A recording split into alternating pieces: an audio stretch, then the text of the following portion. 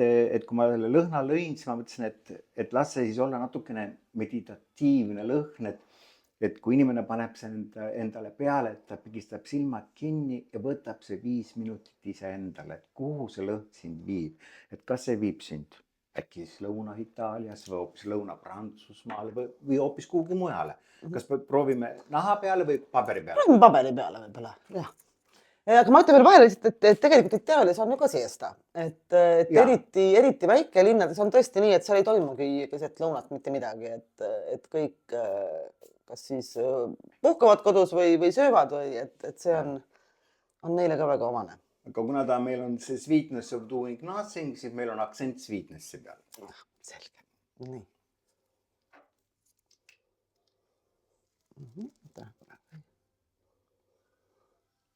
Aga väga mõnus on see ja tõesti sweetnessi on siin küll.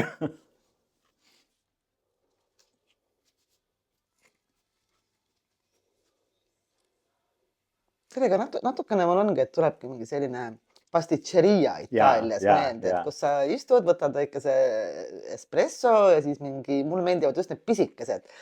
See on ka üks asi, mis mulle hästi, just magusaga mul tuleb meelde, mis mulle Itaalias väga meeldib. Et seda mitte ka ainult Itaalias, seda on ka tegelikult mujal.